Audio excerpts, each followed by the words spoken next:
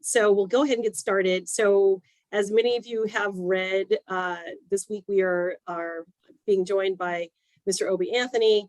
So excited he's able to come back to my class and speak to my students every year, sometimes twice a year.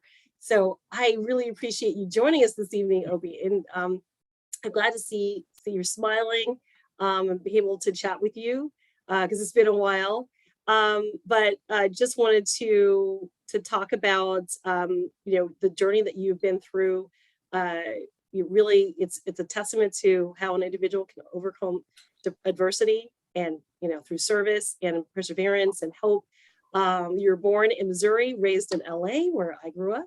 And in 1994, when you were just 19, you were wrongfully convicted for something you didn't do, and you spent the next 17 years in prison. And so wanted to talk about how you worked with the Northern California Innocence Project and looking at some of the legislation that you've been critically, really involved in.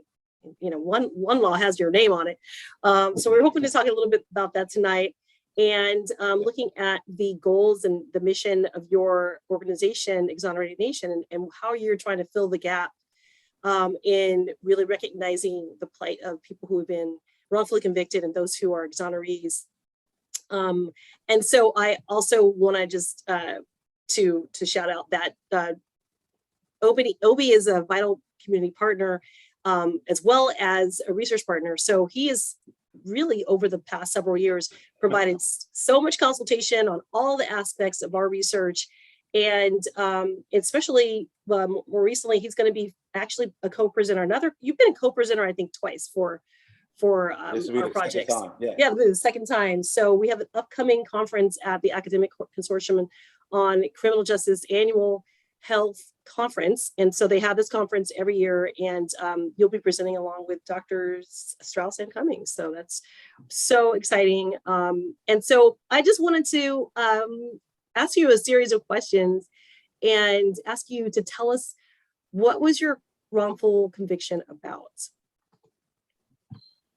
So first off, let me, Namisha, I'm always grateful to be in your class. And like I said to you, I think before, is this is my opportunity to be in college, right? And so I could be like a student, but I don't want to be like the lecturer or that person up there. So I am one of you guys, like literally, and I'm always appreciative to show that I always come with bad light. See, so I always bring my bad light with me to show my appreciation. No, but thank you, Namisha, like always.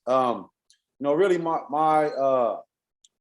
wrongful conviction was based upon zealous, right? The zealous act of prosecutor, the zealous act of the detective that was involved in my case. And also, it was also the result of I'll use the word a lackadaisy attorney that, really, my attorney, it's really hard to describe Patrick Thompson because, he was the sheep in wolf clothing, or the wolf in sheep clothing. He had that, he really made me believe like he was on my side type of thing, but all along he was not.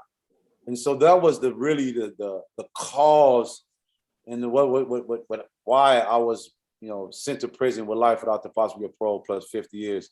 And you have other factors that placated those things, such as identification issues, such as Brady violations. There was evidence that was not turned over to the defense attorney at the time. The prosecutor went as far as using an informant, in other words, to bring into the courtroom to utilize as their star witness, who lo and behold was, after years of investigation that we were able to prove that the star witness of the prosecutor who they brought in, this informant, this snitch, this however you want to phrase it, was the actual person who actually killed the individual who died that night. And so that was how I found myself sitting in prison for almost 18 years of my life. And I always tell people all of the time, because I think that it's very important to differentiate. I think we do it on a smaller level sometimes, but I think it's really nice to do it on a bigger level, specifically when it comes to something like this. When we're talking about individuals like myself, because the primarily bulk of us were framed and put in prison. And then when we think about a wrong, right, when something's wrong, oftentimes it was a mistake that happened, right? Oh, the cake didn't come out right. What went wrong? It was something we made a mistake, not something that we did deliberately. And what happened with myself and others were deliberate acts by the prosecutor, by the detectives that was involved, and also, like in my case, the public defender that was involved. There were deliberate acts that was committed by these individuals that consequently, made it possible for me to have to, grow up in prison. I was 19 years old when my feet touched the penitentiary grounds. And so, they were responsible for my growings, where I had to grow up at anyway. Right. Okay. Wow. Thank you. I always learn so much when we get together, and I learn about the lawyer that you've had, and just how deliberate, and it's just so heartless. And that is something that I never forget. And in terms of the reason for your wrongful conviction. And so then I wanted to ask, could you describe the circumstances surrounding your release from prison? And what was the amount of time that it took, to take for you to get released between when you learned about that you would be exonerated? Wow, man. And, the process of my exoneration, it was one of those sit back and, really let me grab my cup of coffee and read this one more time. Did it actually happen like that type of thing? So I had been sitting in prison. I had exhausted all of the remedies that could possibly exhaust outside of going to the United States Supreme Court. And I exhausted those remedies on my own. So I had to, after the appellate lawyer that I had, he didn't go to the California Supreme Court. I had to take that on the petition for review. And I did that sometime back in maybe like 1998 or so. So I had went all the way through the district level, and by that time it was like 2002, 2003. By the time I had gotten done, but along the way of that, around 2001, I got a letter from this lawyer by the name of Christopher Floyd, and this was the consequence of this is how I got exonerated. He sent me a letter telling me, hey, look, I'm your co-defendant's attorney. He's found himself into some trouble at another institution that they have been trying to charge him with the death penalty, and they was reinvestigating my case, or the case that we had, and there may be some evidence of innocence there. And that was in 2001.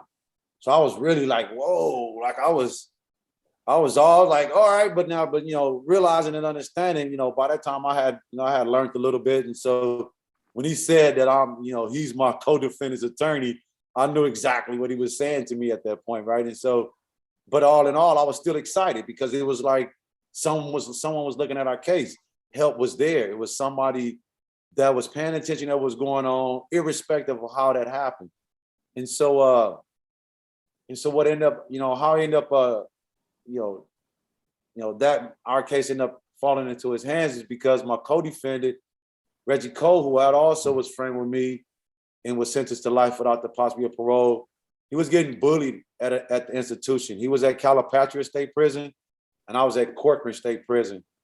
And he was getting bullied by this well-known prison gang guy named The Devil. And he had been bullying Reggie for almost a year, sort of back and forth with him, making him do, trying to make him do certain things and so forth. And one day Reggie decided to defend himself, and he stabbed this guy, The Devil, right in front of the corrections officers during yard release. The guy died right there on the yard. He bled out and died right there on the yard. They charged Reggie with his murder, and thus that's how Christopher Floyd got our case. And the ball started moving from there. Sometime in 2000, 2007. They were about to go to a factual hearing for Reggie Cole, and Christopher Plure reached out to me at that time and said to me that I should then send a letter to the Innocent Project. And I wrote him back and said I had already did that. You know, I did that in 2002 sometime, and they told me it was nothing they could do. And he said no. He sent me another letter and told me to get back in contact with them to reach out to the Northern California Innocent Project this time. So I did. That was in 2007, December. I got a letter from a guy there. Last name Kent. I can't remember his first name, but he sent me a letter, said that they were going to take the case. They was looking at my case, and it was in 2008, January, that they assigned Paige K.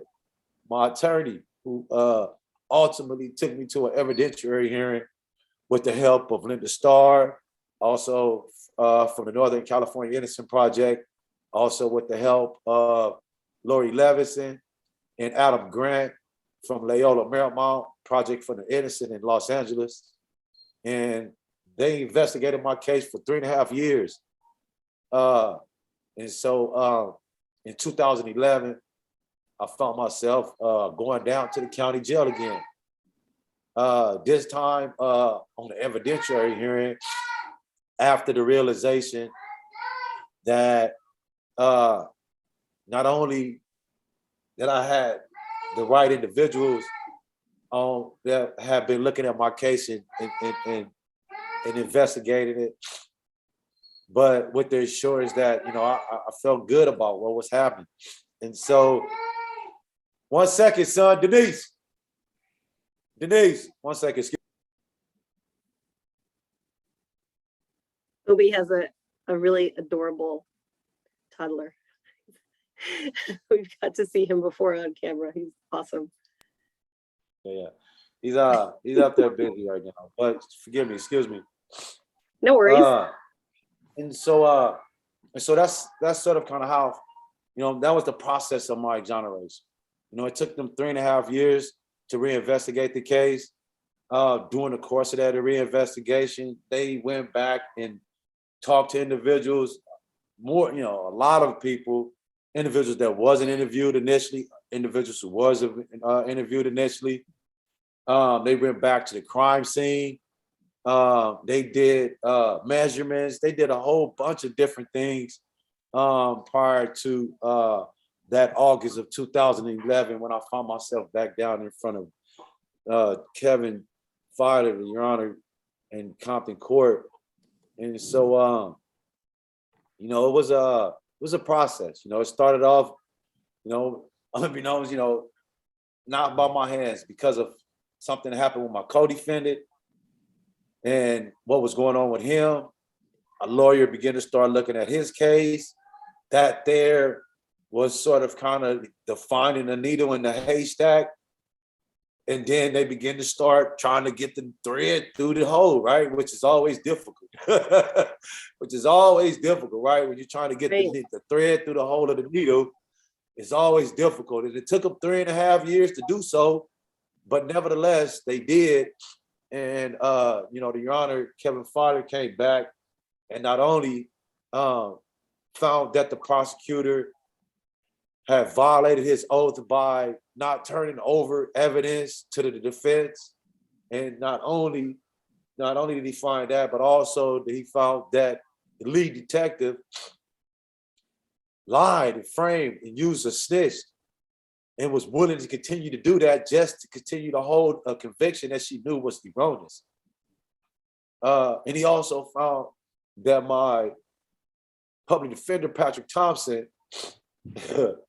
after talking with him, after reading the papers and the, you know, the investigative notes, that, you know, he said this, you know, he make no sense to knock on the same doors that the police had already knocked on.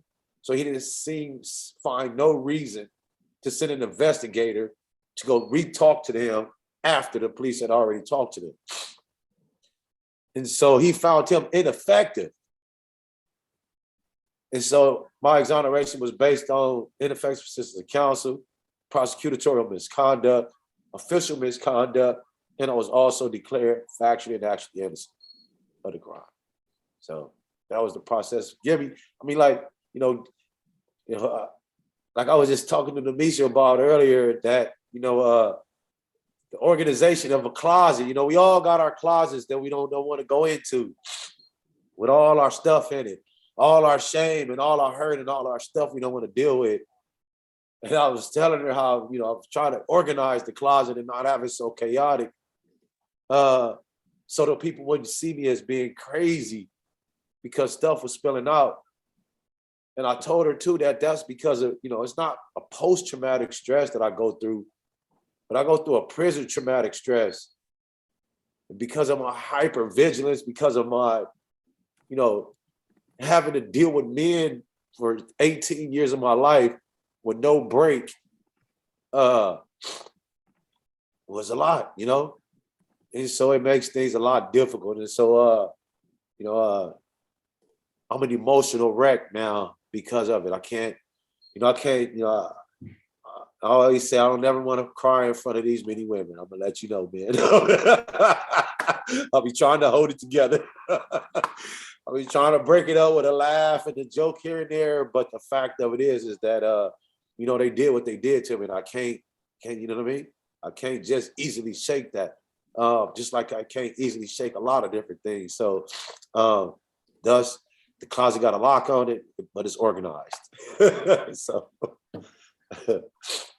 Well, Obi, I want to thank you for sharing that again with me, and also, of course, with our class tonight, and going through the whole process. It is just so, it started with such trauma in the beginning, and then what led to your case being reviewed by new lawyers and reaching out to you started with something so unimaginable, and tragic. That was, having it stem from that, but then going through the years where it took 3.5 years. And then all the time where you were looking at your own case and working and on it and learning so much about the legal system and looking at appellate courts and then possibly Supreme Court and, taking it all the way there. It's just that your story, it's so incredible. It's an incredible story, very, very profound and really just illustrative of how prosecutors, how they play this game with people's lives, and how they can be so vindictive and malicious. And, it's all in the name of winning a case, a win. And so I just want to thank you again for going through that process with us and really kind of pinpointing it chronologically. So I wanted to ask you, in terms of, this is kind of a dumb question, but I just thought of it. I thought, were you able to maybe kind of have a plan for like your release of how you were going to transition? Was there, it sounds like things were moving so fast and, as things were going, could you even think about like, okay, what am I going to do when I'm out of here? What's there? Like I had never stopped thinking about myself being out and sort of what that would be when, who I would be and what would I do, right? And so it really made me go back and kind of, what do you know, Obi? What do you know? What could you do? So I didn't know how to fix cars. I didn't know how to, I wasn't handy with my hands like that. I wasn't blessed to grow up with both mom and dad in the house. And so mom wasn't, showing me how to fix the car all of the time. But so I had to really process that. And it wasn't until like literally, like, I had gotten like maybe like 5 or 6 years before I had gotten out. Was doing all kind of stuff. Like I was already studying a lot. I had gauge service for 10 years. So I was in the, well, it wasn't the church, but we was in the building. I was doing that for 10 years. And I had a way with with the individuals around me. I wasn't disliked in the institution, but I wasn't liked either. But nevertheless, it wasn't, I had a kind of a way. And I love psychology. So I just wanted to go back to school. I just wanted to go to school and get an education, understand sort of kind of what can you do, right? Um, and so that's where I was at waiting when I had no real outstanding plan to answer your question. Like, when I get out, I'm gonna do these things here and I'm gonna do that. The only thing I said to myself that, when I get out, I'm gonna do, because I heard Barack Obama said that you got to hit the ground running. When I get in the office, I'm gonna hit the ground running. And that's the only thing that stuck in my mind was I had to do that. Whatever that meant. I had always said throughout that whole time, I couldn't wait to get back to the regular societal affairs to be participatory in what everybody else was doing. But I had no clue of what that was, right? No clue of what societal affairs was. I was living in the sub-society where there was no affairs, and I could only see what was going on the TV on occasions. And so, no real plans when I had outside of going to school. I wanted to get my degree in psychology because I love psychology. And so that was really my whole plan, was to go to school and give me an education in that. So after 17 years of being incarcerated and entering a world of freedom, what you mentioned, you wanted to hit the ground running and you wanted to pursue your education. What were some of the challenges that you were facing that were possibly were there any barriers? What were those like? What was it like when you were finally released and you were in this strange world that had changed so much? Right. I mean, the challenge was really focusing, really it's, you have to understand it's like, you remember those, when you see those little flashing lights, when you see lights, those little videos of the lights just going by the cars and they got it all speeded up and the lights are just going, but the cars are moving super, super fast. Well, it was like that because I was coming out of a super slow lane where nothing was going on. And now I get into a super fast lane to where everything is like flashing past me now. It's like, woo woo. And I mean, not so much of like all of the people, but just the busyness and the constantness of things, the continuousness of things where it was, this time was for this time, that time was for this time, and this time was that time. And at a certain time, everything stopped. Now there was no break in that, right? There was no break in nothing. Where it was just, everything was just kept going. And so it was that challenge about, all right, focus, slow down. Everything is not, you don't got to go as fast as everything is around you. Always, so I told myself, you don't have to make up for old times. We just gonna create new times. And that means I got to process and let things manifest in this season. So I was constantly trying to remind myself of the disciplines that I learned there about being patient and going through process here, even with, because you have a lot of distractions, a lot of hiccups. For the first 6 months, I had no ID. I had to carry around a newspaper article that I had, in other words, with a picture and my name in it. So one of the challenges, and with that challenge, understanding your work, job, I came home to a then fiance, so I didn't have the struggles that almost all of the rest of the exonerees to come home to, with lost family members moved away, no place to go, having to stay with their lawyers and or as staying, in halfway places and things like that. And so, but I had all of the other struggles, acclimation, trying to, figure things out. Even with her, even with my fiance, then it was just the simplest things. Like when I got there, I tell you this about one time we were in the living room and I was moving something in the living room, and she was like, "What are you doing?" And I was like, "No, I was just moving it over here because I thought it would look cool right here." She's like, "No. That goes right here. This stay, no. You don't come." So I had to I had to, it was almost like, again, there in prison, it was like you knew not to do that, right? You knew not to move your cellies TV. You knew not to move your cellies radio. You knew not to move your cellies books and all of that kind of stuff there. And so I had to, okay, look, bag up. Remember, I have to learn new respects. I had to learn, I had to learn how to. So that was it's continual struggle for a long time. It still is to this very day. But so that was always there. Jobs, acclimation with, specifically with family, specifically with them, because I mean, like, just because they love you so much, right? And they want to protect you and they want the best for you. And so they become so guarded and pointed. You should do this and you should do that. Don't go over here, or you don't want to go and do that. No, don't mess with that stuff over here. Those kind of things. And it has the residue of where you left. And Right. so it becomes this conflict within the house that you have to stay at. And that's just one part of the conflict, because you have to remember that, like myself, being gone for almost 18 years and then coming back into the household.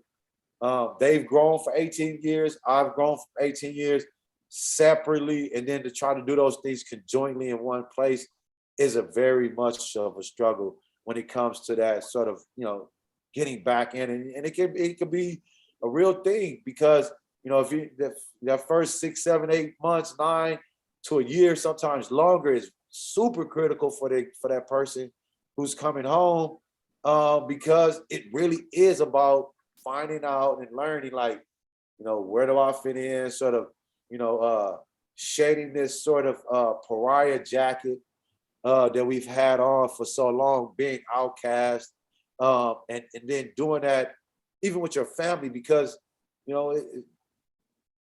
it's hard. People, anybody you talk to about it, exonerate, they just a little different. They always say they're a little different. It's like, and I'm always trying to understand what they mean by that. But I think it really is because, you read, study. Words are so important. Respect is so important. Clarity is so important.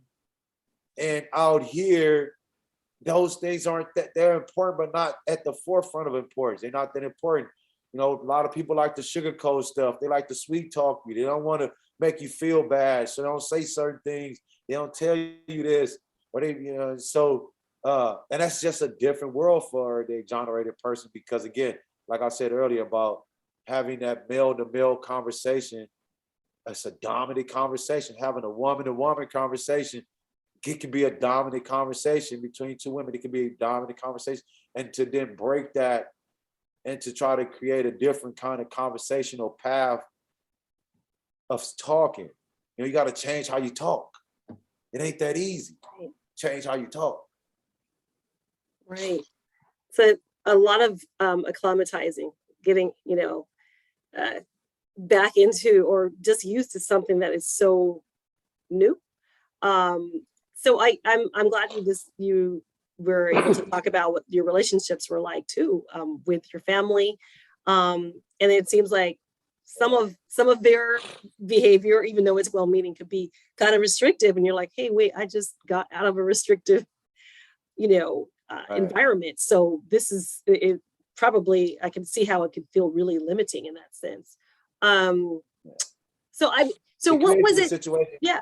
So go ahead. Sorry, but it creates the thing in an exonerated person's mind that I have to get my own. Like I gotta find me a place to stay. I gotta do this, and that in itself is a rush, right? It creates that rush cycle, because what's happening there is not, I can't do this. I gotta find, and when you're rushing, the rush oftentimes keeps you away from the new thing, because the new thing takes time. But you can rush right back and do your familiar stuff, because you're used to it, you know what it is, and it creates that sort of pattern. And so that is a critical thing there. Gosh, I wanted to ask you, at one point, were you like, what spurred you to develop, to found the Exonerated Nation? Like, what was going on? Like, how did you come to that point? I wasn't, I wasn't by myself, and I had never been, even when I was in there. Like, when I got out in 2011. The first Innocent conference that I went to was in 2012. It was a conference. There's almost over 500 to 600 people there, almost 200 to 300 newly exonerated individuals. And it was like everybody was saying the same stuff. And it wasn't, when I say the same stuff, they was complaining about not having this, couldn't get a job, no place to stay, not having an ID. Everybody was everywhere. It didn't even matter where they was from. It was the same type of thing. And even in prison, same thing out here. I had never been an individual to join in there. Always the person to sort of to take, I let they do the talking. While they talking, I'm acting. Like, you could do all, like, that's why I was staying in the hole a lot, because I was in a lot of problems, because while they was doing busy talking, it's like, nah, man, like, just act on what you need to act on. And for me, it's just act on what's happening with us. And so, and then talking with other individuals like Kudelis Rick Walker, Cornelius from out of Texas, another exonerated individual, Kenneth Dupree, who's out of, I know those individuals from Texas and other individuals from around the United States that have been exonerated, that has been doing this work before me, that's sort of been active, talking about what's been working and what ain't been working. And at that conference, it just came out because, again, have this thing about not wanting to do stuff like prison, right? Like, I don't want things to be like prison. And the Innocent Network has this thing about references to us like we was different. Talking about the California exonerees, the New York exonerees, or the Texas exonerees. Like, nah, like, it's the same system that framed that guy framed me. The same rule to the prosecutor over there, that Brady violation, the Brady violation is a Brady violation. We are one group of people. We are a nation of individuals. An exonerated nation was spurred out of my mouth at that time. And I said, we are an exonerated nation, and thus, it begun. Sort of, that just stuck. The work was already going, and we just got dug really in on that. And I had the really tremendous support of my dear brother, Kudelis Rick Walker, who was like the kickstand, and I was the bike. He made sure I stood up when I was leaning. So, he was good. So here we are today. What are some of the processes that you follow as an organization when you hear of someone who has or is being released? Can you sort of give us an idea of what that looks like in terms of the specific protocols, or like, you're connected with several individuals? I know it's like elaborate, so. It's a lot. Well, it's a web of help. It's a web of help. And so what happens is that, specifically in the state of California, in either the Northern California Innocent Project or Loyola Miramar Project for the Innocent, when they have an exoneration that may be in the pipeline, they may reach out early on and say some things to me about, hey, look, we may have this possible exoneration, or they may be working on a case and look for the support of the exonerated nation. And so we become involved that way. I may just, hear about it, see, or catch it in the wind on the news, such and such was released. And I sort of begin to start digging in and looking around. But it really is a lot of phone work, calling around, talking to individuals. And it's a lot of hands-on too, specifically when, for us being based in California, though we're a national organization being based in California, it's a lot of hands-on, specifically when those individuals walk out of the doors to be there, to be able to, we send welcome home packages to exonerated individuals all over the United States. But specifically, we try to touch bases and have hands-on with those individuals in the state of California to not only help them through the walkthrough on that initial come out, but just to give them that first initial, that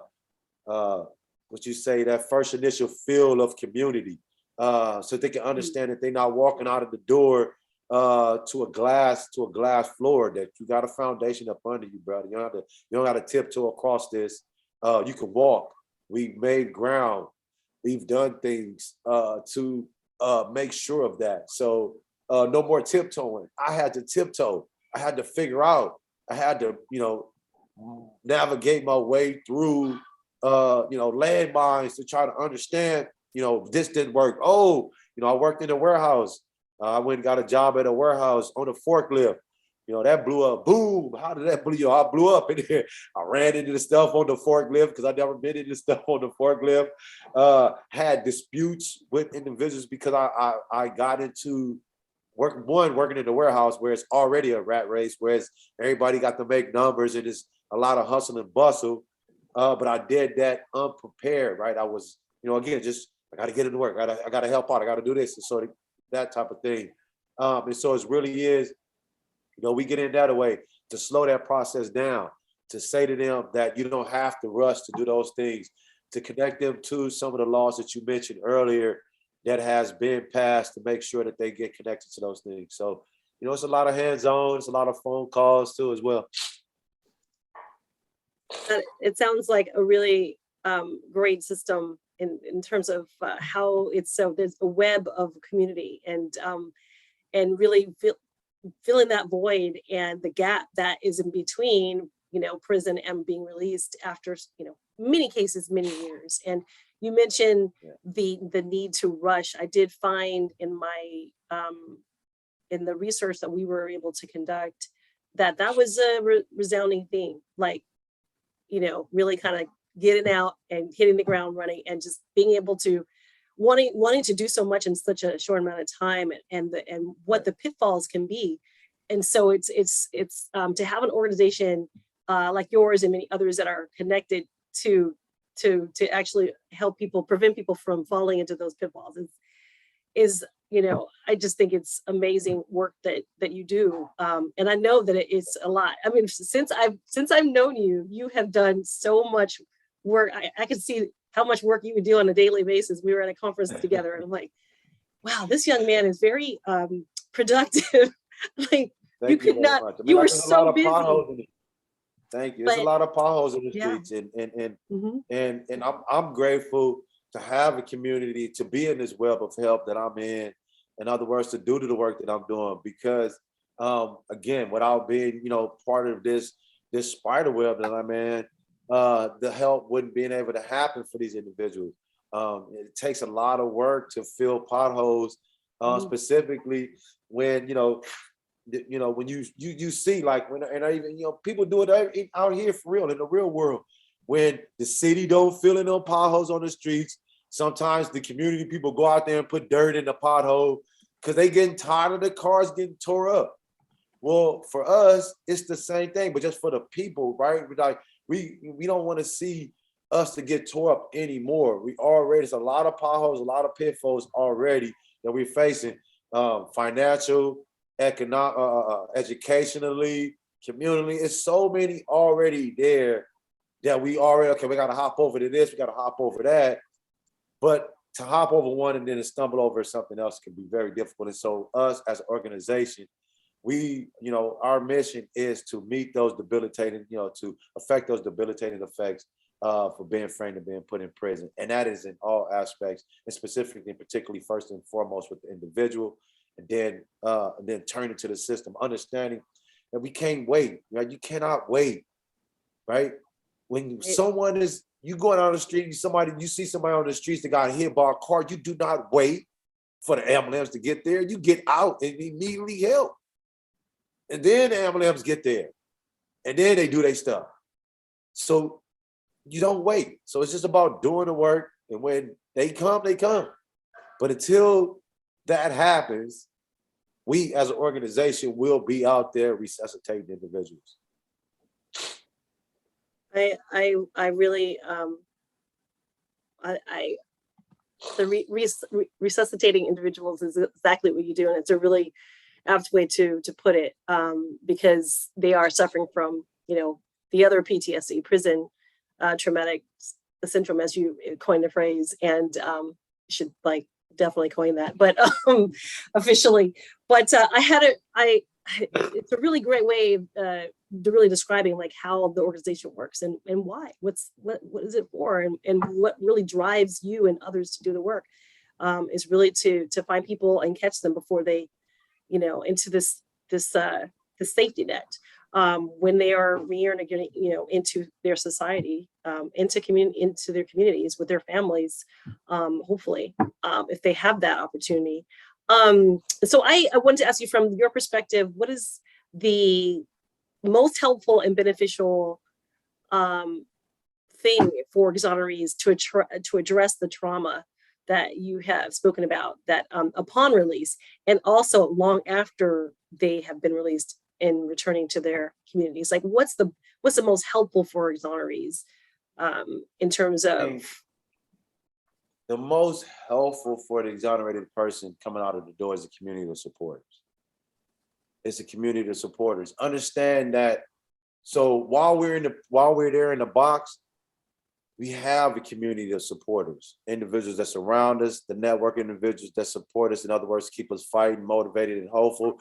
You're gonna get out, all of those things. We share, we make sure each other is eating. Hey, look, you got a soup down there, I'm gonna see you a couple of soups.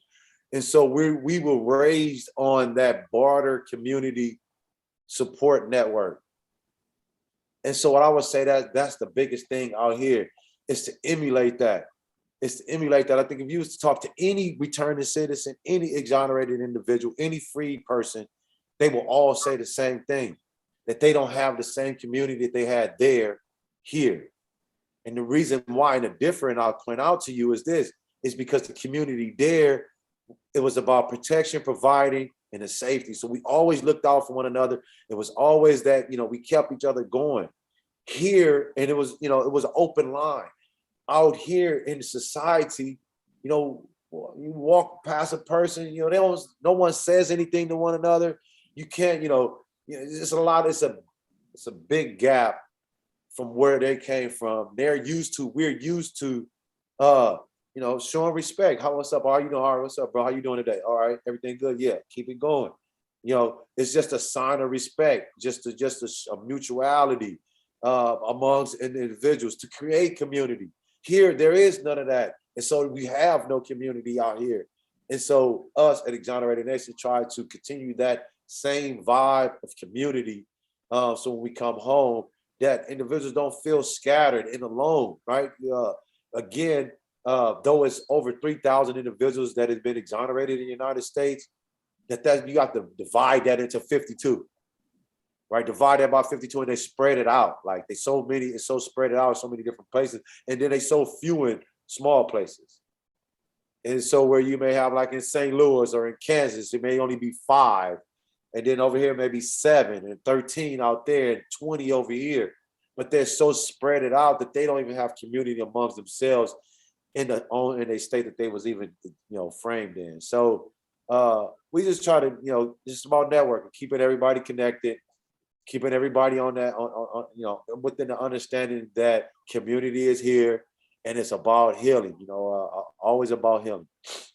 Do you think the key to that community is exoneree peer support in terms of that? A lot of it is. Yeah. A lot of it is a peer-to-peer, because so the peer-to-peer networking is very important for the exonerated individuals for one reason. It's, again, because to have that person that understands and that you can talk to, that knows what you're going through, right? And so I put us in the same bucket together. The rape survivor and exonerated. Though we're both don't want to be called victims, but we are. We want to be, in this place of surviving, but we are. But we're totally different. And when you think about it in that way, there you have an understanding that hey, look, yeah, we're struggling in this way, and that we're being victimized differently. But the hurt is all the same, and the way that we re-enter back into, or way we get into places, it's the same. It's through that tunnel of healing. It's that accepting. It's that, for us, it's to come into a place to where we don't feel outcast, pushed off, looked at differently, or any of the above. We don't want to be recognized as, right? And so the rape victim don't want to be recognized as, and neither do we want to be, we don't want to be recognized as, or not seen as that. And so, and a lot of individuals from our population would say that they feel that way, the same way as the rape victim, because they feel like the system did that to them, and because of what they had to experience while they was in there. This, it's I would know, never think about prison. Just, hey, it's bad enough they show it to you on TV, so you got to see it that way. But nevertheless, this is not something that one should have in his mind. It literally is hell on earth. I could tell you. And you cannot, you can't get away from the violence. It's a 24/7 thing. You cannot get away from the hatred. It's a 24/7 thing. You can't get away from the degradation of it, being demoralized. It's a 24/7 thing. At any moment, put it this way, they could take me out of the cell in my birthday suit, cuffed up, and make me sit on my knees with my feet crossed and my head down on the ground outside in front for everybody. But they don't do it, but no, they don't have no shame about it. And they've done that. They've done that. And so we have to live with that, like kind of that degradation, being demoralized, and being put down, sort of. And then to come out here and really, it's so much that we do. No one else understands that. And so we have to come together with one another to walk through that. As again, so we are the bike riding down the street, and the community is the kickstand to make sure that we don't fall over. That support system, that, like I was telling my brother the other day about life's ups and downs, it's like a trampoline. Our support system is there to bounce us right back up.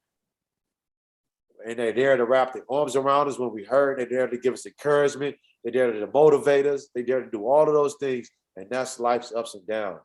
And so we have to look at it that way. And, that's what we do in regards to the community outside of our community. We realize it in that manner. And, a lot of individuals I talk to say this, they all say the same thing, that, no one else gets us. We need one another, but they all look to the greater community for that other support that they need too as well. Yeah, and that's interesting, of course, because it bears out in the research that we've been doing together, looking at community and advocacy efforts, the peer support. It's really complementing all of that, and also having exonerees being able to share their stories has really been central to the healing process. But like you said, it's a complementary. It's the broader community is also a huge hand in glove. Yeah. Yes. Hand in glove. Hand in glove. So we've been reading about AB 672, 701, 1050, and I know that some of them are SBs or Senate bills, and 702. And so, could you tell us a little bit more about how Obie's law came to be? I mean, it wasn't my doing. I'm gonna let you know. It wasn't Obie's went up there and saying, "Can whatever." That wasn't that. That's not how it worked. It really went like, I was there talking about prosecutorial misconduct, and while they're doing there, I had one of my board members, a good friend of mine, Ignacio Hernandez, had asked me to come up there to talk about, what happens when prosecutors does bad things like they did in my case. And so, and it's always a long day at the Capitol. I'm gonna tell you, it is. It's true. It's always a long day when you're there at the Capitol. And we was on a break, and while on break or moving around, people are people, and that's just a fact. Like, and I think that's just the core of all humanity, is that at the end of the day, it's a concern for the other person, regardless. And for them, after talking about prosecutor misconduct and those things there, they were, individuals, legislators and assembly individuals alike, they just had bag up questions. So how are you doing kind of questions? What have you been up to kind of questions? How's things been? Like, what are you doing things? And I was just being honest with them, like just letting them know, like, I still ain't got my ID yet. I'm up here on this right here. I've been using these things here, and I'm still trying to get a job and having that kind of conversation with them. And talking about, just that struggle about, I've been home now for this long and I still haven't been able to do this, and these things ain't happened. And I had and I left. Not even a month later, I get a call from my friend Ignacio Hernandez, who's a lobbyist there in Sacramento from the Hernandez Strategy Group, saying to me that, hey, look, I want to talk to you about a couple of things. He's one of those, suspense guys, want to keep you in suspense, like something's going on, but it ain't like, and he's like, he got me like, what happened? He like, hey man, well, when you was up here, you was talking and this and that. And he had me going down. It's like, oh, like I did something wrong pathway. And he laid it on me that, they really felt your story. And not only they feel your story and felt what you was going through, but they began to start putting together these things here and want to create this law, AB 672. He said it's going to AB 672, and they want to make this law and put it into place so this won't happen, that they can fill this gap and this problem. He goes on the story, and then he says, and oh yeah, and they also asked me if they can name it Obi's Law. I'm like, what? Wait a minute. Wait a minute. You just went through all of it. Then you got to bag up, bro. Bag up. Wait a minute. First, they got the law. They got the power. They can do what they want to do. I can't tell them yes or no. And so, but that's exactly how exonerated. That's how Obi's Law came into effect, AB 672. Is because I was talking about all of those things that's in 672 that I didn't get, that wasn't there for me. And so the legislative act that said that they can at least, at that time, being the first thing that they had ever did in the state of California for the exonerated persons, they said that at least, we can at least connect them to the same services that parolees get, and we can do these things here because they deserve that. And so they made that step there. And they also said to me that they wanted to do more, and they asked to do more. And when they asked to do more, it was like putting food on my plate to eat. Well, I now have to go figure out what else for them to do. So, but AB 672 came in and played that away. And I'm really grateful for Obi's Law because, it really was that opportunity to begin the work that we start off to do when it came to AB 701, AB 1050, 703, AB 1909, which is a prosecutorial misconduct bill, which has been put in place by Patty Lopez with the action in support of exonerated nation. 1050, gay money, medical, CalFresh, 701, housing, 3, education. And so we've been trying to, we haven't been trying, we've been filling those potholes. We've been filling those potholes along the way, the education pothole, the housing pothole, and those things there. And what I'm always out to remind people about is that services is not compensation. Compensation is not services. Just because a person was compensated, it does not say that they receive services.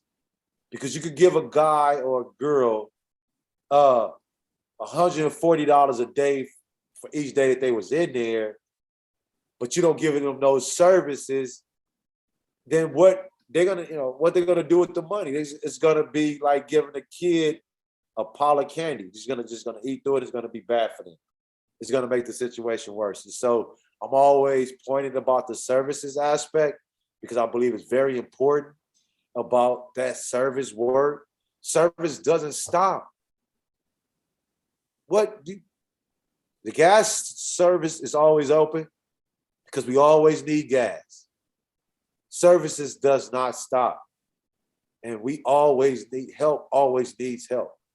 And we as a community always need that help because the greater the community really are naive of us and unaware of us. And so when they come across us, they are rich with so many questions and have so few answers and don't know what to do. And so we go on without any help. And so that's why I keep myself as active as I do, to be informative as I can, to be as as educative as I can to individuals about the struggle, the plight, the consequences, and some of the good stuff too. It's because there's a lot of good stuff that happens too, as well for the exonerated individuals, specifically when we can make partners with TUC. I could tell you that. You can do stuff like this. Yeah, that's some of the positive stuff, the good stuff.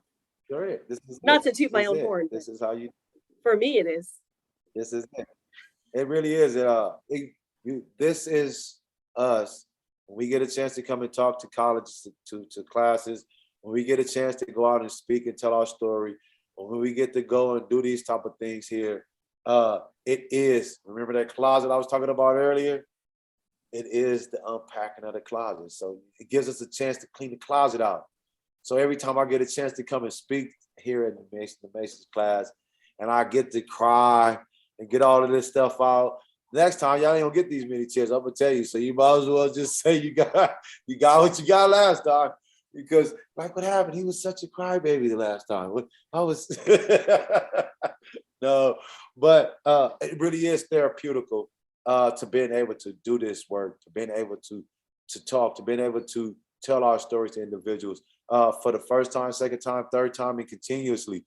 I think that any exonerated individual will tell you the same thing. They will never, ever stop telling what happened to them. And because we do not honestly want this to happen to anybody else, because I have to always say it can happen to you. It can happen to you. And you do not want to be in the naive thought that it can't, that you're somehow excluded from being framed. Somehow or another that you are privileged enough not to be put in a box in an 8x10. Somehow or another that you have more of an advantage not to be stripped out butt naked and put in front of 100 different individuals. That none of that stuff matters. It doesn't matter. You can be ripped away from your mom, your sister, your wife, your husband tomorrow. How do I know that? Because I'm almost guarantee you every 20, 30 people that's on 20 people that's on here can say this right today that, yeah, somebody said that I looked like somebody else. They thought I was somebody else. They said I looked like such and such. Or I reminded them about whoop-de-bam. Just like that. And so we have to understand the precipice of the moment. And that for us to act in some tangible ways so it can be effective, so individuals, so this don't happen to you, so it don't happen to your sister, so it don't happen to your kids. Because we all aware of the prison to pipeline, the school to pipeline thing, that's that pipeline from school to prison thing.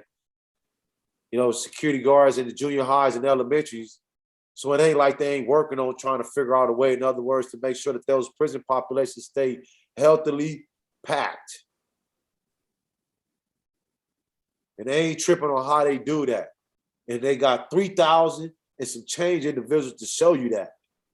Because they even put innocent people in there. Well, Obi, I want to thank you for reminding me and expressing to the class that this is something that can happen to anybody. It happens. We could say one scholar said, I think it happens every 20 seconds in this country. When you look at the annual estimation, and that's a conservative estimation of how many people are wrongly convicted each year, it's astounding. And so it's something that I try to convey to my class. And we never get away from wrongful conviction. It's always spoken about almost every other class, and it's woven into everything because it's one of those layers, you know. It's like we're studying all these layers, but that is like a constant. So I recognize that this is something we are, you know, anyone can be at risk, and it's a perilous situation. And working to see that this doesn't happen to other people, anybody, any of your family members, anybody, is really important. And it, you know, brings me back to your work to testify to get 1909 passed, which was passed in 2016. Ignacio Hernandez helped lobby that bill through.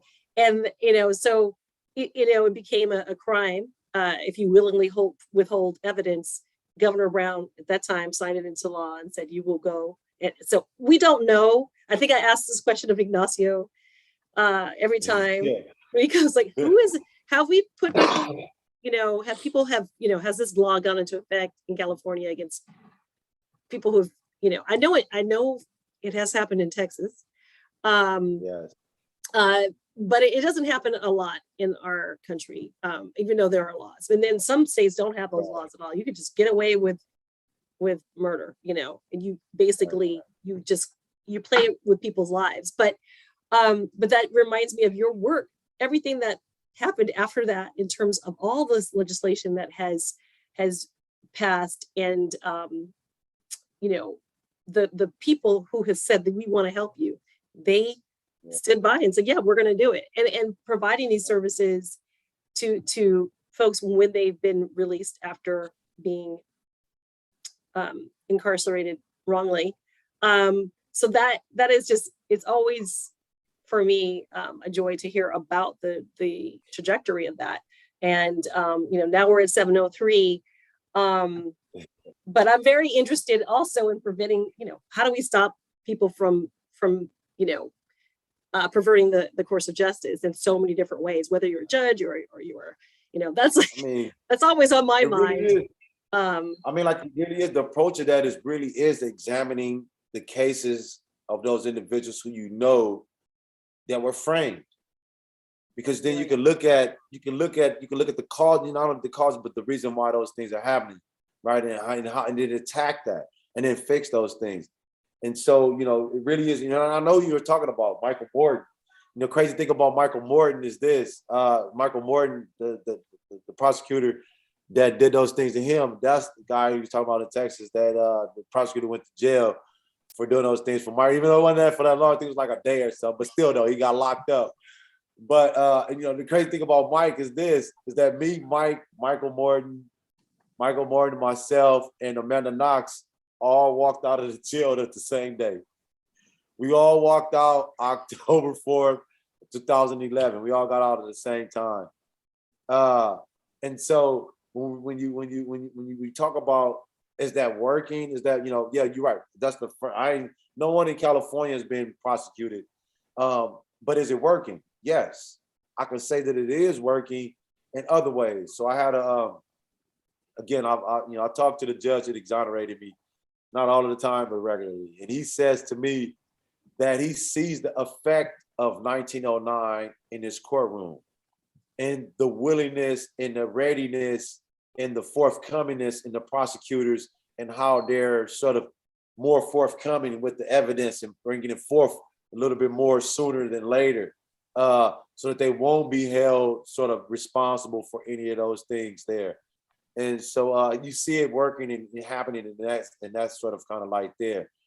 We haven't seen, you know, I think we just recently, as an organization, spun that question up again about looking at, you know, 1909, the effect of 1909, or, you know, have anyone been held accountable in regards to that law, knowing that you've had individuals that have been exonerated since 1909 has been went into pass, where you've had claims of prosecutorial misconduct that's been held in there, and Brady violations for withholding evidence. And so that's one of the things we're still very much interested in. We're looking at getting into that, really digging into that on the research side of that, looking into that information. comes, hopefully maybe sometime next year, 2023 or 2024. But that is still on our Rolodex. In other words, to look at that, to being able to examine that, because and not only that, but also when it comes to 1050, 701, 703, wanting to see how these, the actualities of these laws that have been put in place. Are they working? Where are they working at? I can see some of them working. I'm aware of like 701, the housing bill. I can see how that's working. The education bill, we've had Joshua Gonzalez, one of the exonerated individuals who began the process of that. So I begin to start seeing how that working, how those things are working. And so it really, it takes time, and individuals, taking advantage of those things to being able to examine that, to seeing how it's actually working or not working. Oh, wow. That is, it sounds like another research project. I'm Yeah, kind of, we I mean, did all it sounds this. really exciting because, and then I also wanted to ask you, I know you're looking at the Brady violation, but also the number of conviction integrity units. I know there are a lot. We have a lot more in the United States. And I think California, just notably, of course, LA has one, Orange County, Napa has one. Yeah. I'm in Napa, everybody. So I just wondered, I know that you, that might involve some work on those too, because like you said, there has to be a way to review these cases, and that a lot of that work is done in conviction integrity units. So. And the thing about, and I really, I'm really grateful that the United States and, the majority of the United States have begun to start implementing conviction integrity units. The implementation of those things are great. The functionality of those things is be better. Specifically, it can be tremendously better.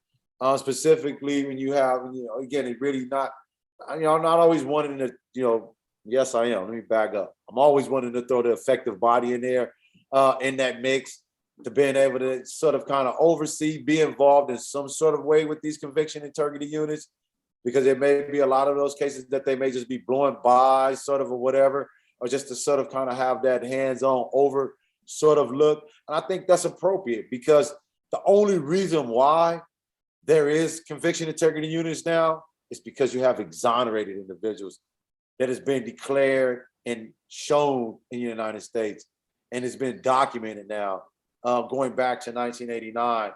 And now, so for them to have a conviction integrity unit is great, but it is even better to have an oversight, someone sort of kind of making sure that, not making sure, but just looking at the work that they're doing, and making sure that everything is still as staying on the up and up in regards to the work that they are doing.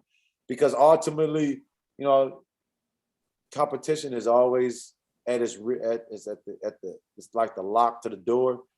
And I think that a lot of people don't got no problem with picking that lock as long as they can get a win. And so it's just about being mindful of that. So a little oversight of all of these things is always great, I believe. Totally agreed. No, 100%. I think that is, I agree. I mean, yes, thank you for making me aware of, like, okay, you can't just have a an integrity unit CDC use. You got to have oversight, and that is what and eventually what we'd like to see as allies, as that's what we want to see is full oversight.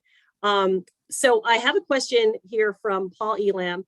He has a question about legislation. He wants to know if there's any legislation in any state that provides for monetary payment for those who are wrongly convicted, or do you always have to fight through legal recourse? It's always a fight. Yes, point blank. Yes, let me just answer that question straight out. Yes, it's always a fight. Are there multiple states? I think it's like 33 states now within the union have what they call a victims compensation that is there for individuals that are exonerated. But there's a process and a challenge to that always. And that's why the massive majority of exonerated individuals still struggle is because of it. Because when they come home, they have to prove to the victims' compensation boards that they were wrongfully convicted, which creates a process of redressing what had already been addressed at an evidentiary hearing or some other hearing. And so it creates that process. So yeah, so you have your victims' compensation that you get an opportunity to get, and then you have the civil, your 1983s that you can always file your civil complaints for your violation of your constitutional rights. That's always there. You can fight for that. That's always a fight. And it's always a fight on the other side of the gate when it comes to being awarded your victim's compensation, as they referencing to, or being awarded your day for day for being in there for something you didn't do. That's a great question from Paul. Thank you for asking that. And I always think of Texas and their system of compensation. It's very different, but it's right. It's less than ideal, but it's a little bit. Yeah. Yeah. And they'll tell you that. They'll tell you that. The brothers from Texas will tell you that it's way less from ideal. But the fact of the matter is that the other thing they'll tell you, because we had what was that in we had I can't remember the year now. What was it, in 2017 or 15, where we had a summit. We had a summit right. up in the Sacramento, and we invited them out because I wanted the community to hear from them in regards to just that part of it. And they spoke it there, that they, what happened was that it was a lot of sacrifice that transpired between that population there in Texas, in other words, to accomplish that. They went and they fought for that, in other words, and they put, they came together, and challenged, saying, we won't sue you if you do this. And there was early on, it's like, but they say now that they wish they can go back and modify that, because there's a lot of different things in there, in other words, that they wish they would have been put in there, like when it came to the beneficiaries of those things, when it came to the compensation, how it was set at $80,000 a year, sort of that pathway through that. There's a lot of different things that they wish they could go back and go and change, but they was really grateful that there was a system that was put in place that when individuals are exonerated in the state of Texas, that they don't have to walk through those same loopholes that other individuals are walking through in other states. Right. It's really different in terms of exonerees are eligible. If found eligible, they could be paid a lump sum of several $1,000s for each year they spend in prison, but they cannot ever challenge their court and go for full overturning. I mean, even though they're exonerees and they've been their sentence and their conviction was overturned, they can't just take the state to court. Right. There's no civil. Yes. Like, no, like, you're not doing that. You can take this. It's the civil form. It's the civil form of what they call. It's the civil form of of an alpha plea.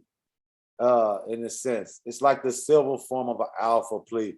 We'll do this if you don't do that.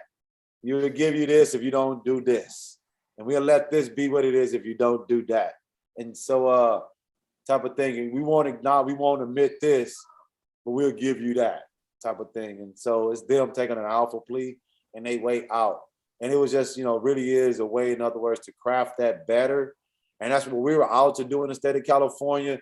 And that's why we asked them to come from Texas to talk to us about that, so that we can look at ways, in other words, to not only do what they did, but to do it in other words, to sort of, to close the gaps that they said that was there. So look for those ways, in other words, to make sure that they can make better, see if we can make it better on our side. Great. I think that was 2017. I was there at the summit. So I learned a lot too. Was it 17? I know. I think it was 17, man, right? So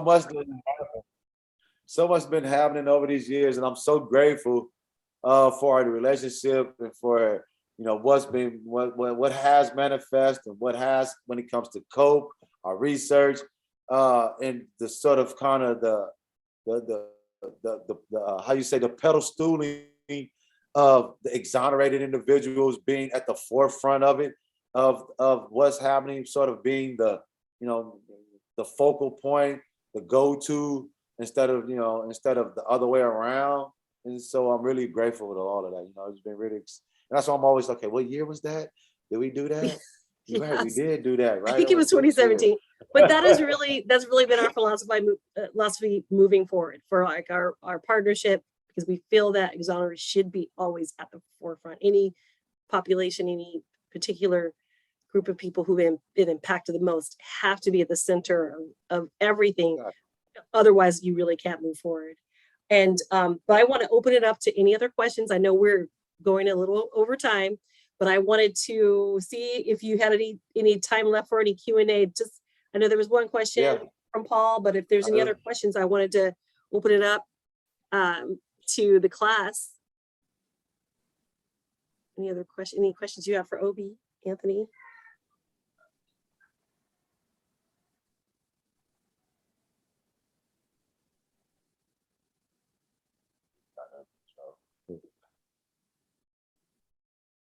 Well, I want to acknowledge Dr. Gail Cummings is on with us as well. She is the leader really of our program. And the reason I got my, first experience in this research and working with Obi, and she really was leading the effort to connect our organizations. And so I just want to acknowledge that she's on today with us. And I also want to say that I want to ask you, Obi, one last question. So I see you do so much on a daily basis for so many people. I want to know what's new in your life, and what are you doing for you? What's some of the good stuff that you? Oh, and I think we have a question from Gail.